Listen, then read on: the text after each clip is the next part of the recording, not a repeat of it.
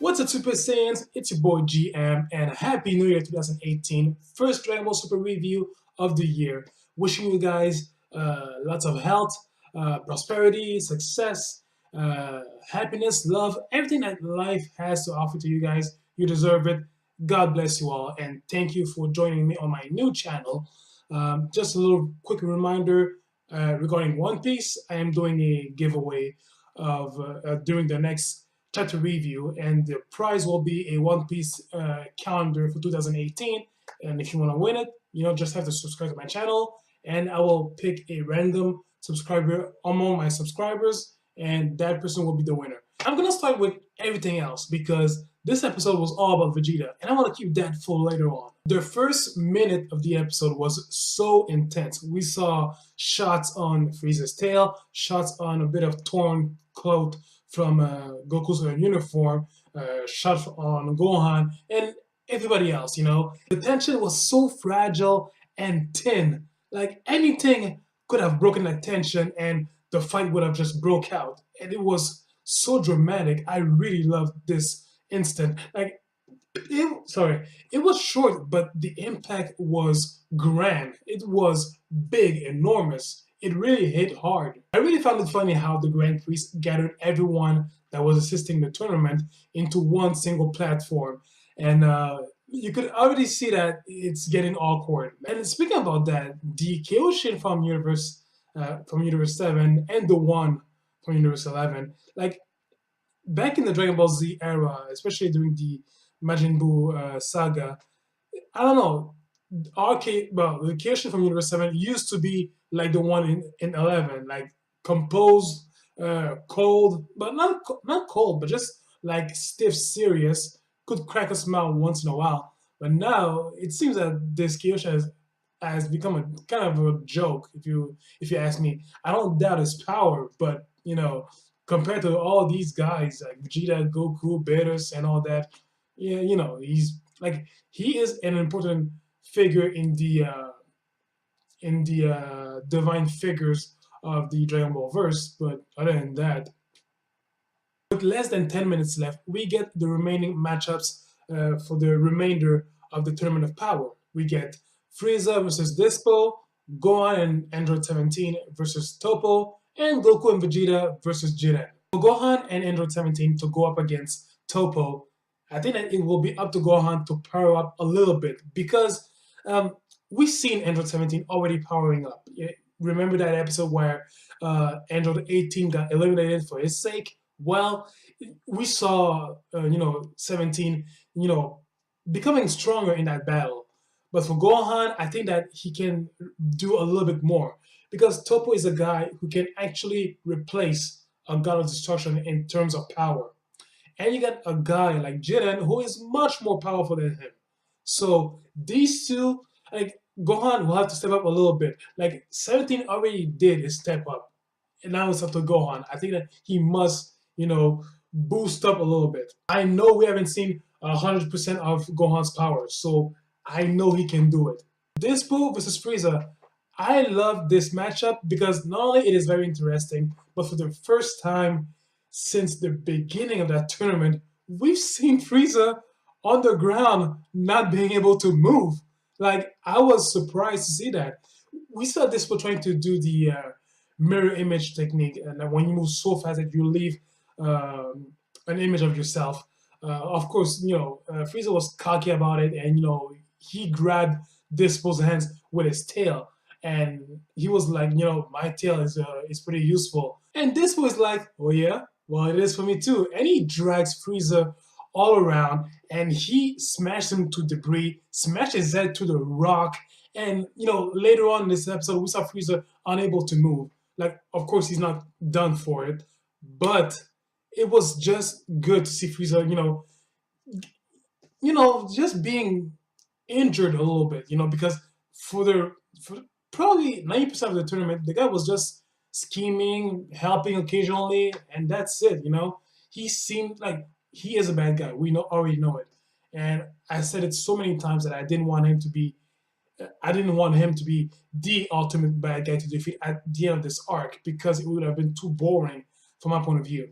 but it's good to see Frieza, actually being put on the ground. So right now, he will have to take this fight seriously. It seems in this episode that Goku has recovered 100% of his stamina because at first, when he walks towards Jiren and he powers up to Super Saiyan Blue, like we see a spark of electricity and he looks like he is powering up for the final battle, and he looks like he's back at 100%. So that is good to know.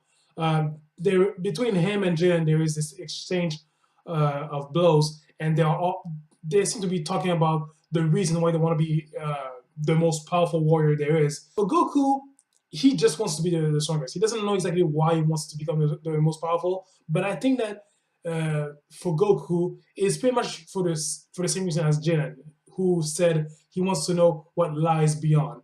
And Goku will never say it with those words, but he has a drive. He wants to become the most powerful. For him, I think for Goku, if there is a new level to reach, he's gonna reach it. Like it will take him 100 years. He will reach it because he is that stubborn. And for Jiren, he is as stubborn as Goku is, but in a more mature and wiser way. So I think that these two, in that moment when we saw they were talking about the reason of their quest for power, on that level, they are pretty much alike. And now for the MVP of this episode, Vegeta, the Prince of the Saiyans. Now, there will always be a debate among the fandom of who is stronger, Vegeta or Goku. And throughout the series, since day one until now, not just Dragon Ball Super, every form of Dragon Ball that you can think of.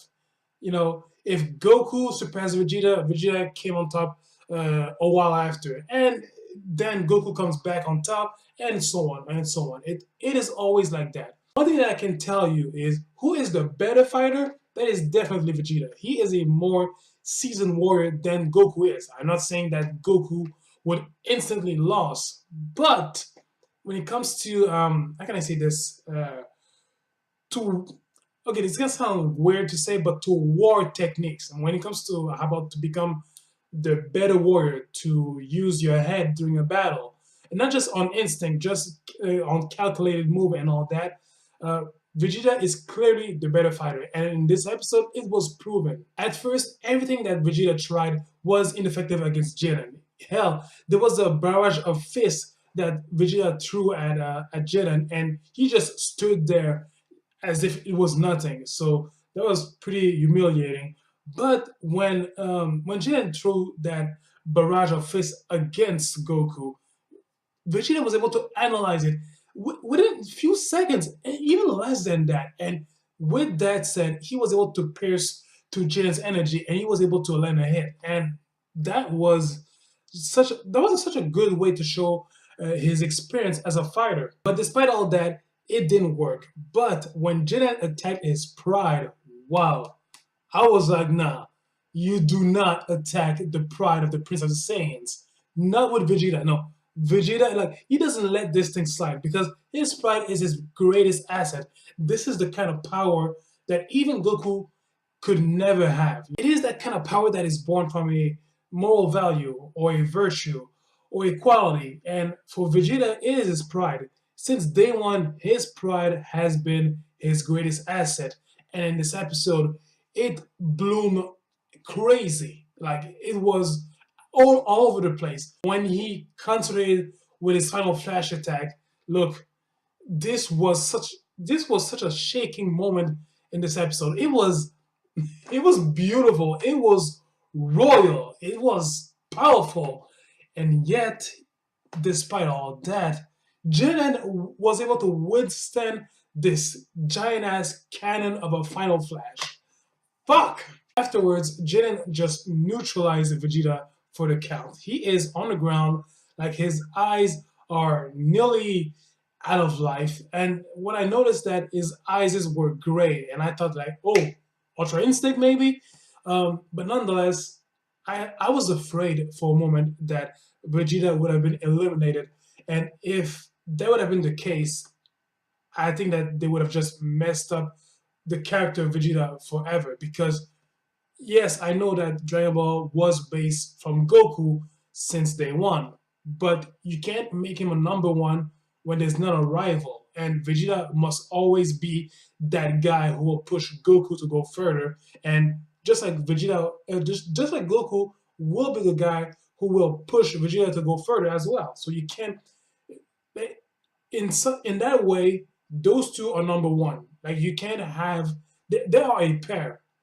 You can't just break that pair. So yeah, so Vegeta he's out for the count. Yeah, he is out of power right now, and he is pretty much done for it. Although the episode ends there and we get a new ending team, which is pretty great, I am mad about one thing, is the fact that at the end of this new ending team, we get to see Vegeta's new transformation.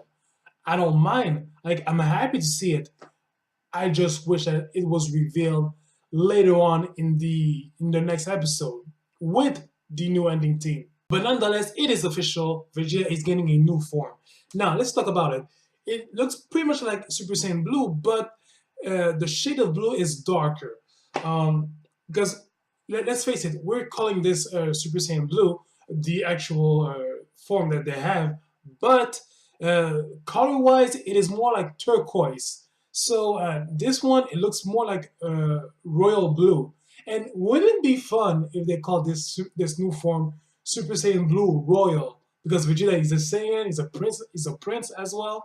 So it would be cool if it had this name. But nonetheless, Vegeta is getting a new form. How? Look, I saw the preview pretty quick. It seems that his energy is dispersed all over the place. Maybe he will try to regather it, or I don't know how. And you know me, I don't read spoilers that much. I want to be surprised. So it's good. Vegeta is getting a new form. And speaking of ending team, one thing that I am worried about is the fact that, you know, we get the last shot of the ending team. We see Goku in Ultra Instinct mode, in Ultra Instinct, and Vegeta in his new form, whatever the name it is. I don't think it's gonna be Ultra Instinct as well. Maybe it will, or maybe not. I don't know. But we see these two on the forefront, and in the background we see all the characters that participated in the Tournament of Power. It's like a closing time, like a closing curtain for this arc. But I get a feeling that it might be like a curtain call for the entire Dragon Ball Super series. So I have a feeling that after the Dragon Ball Super arc, is it gonna be over?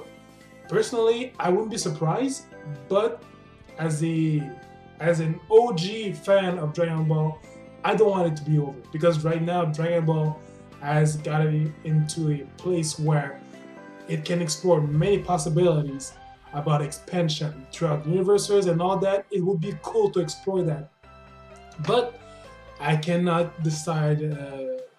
Like, I am not in the shoes of the producers. If it's the last arc, then it is. But nonetheless, tell me your thoughts about this episode. Comment, rate, subscribe, share this video. Thank you for watching. And look, great episode, Vegeta, you're the man.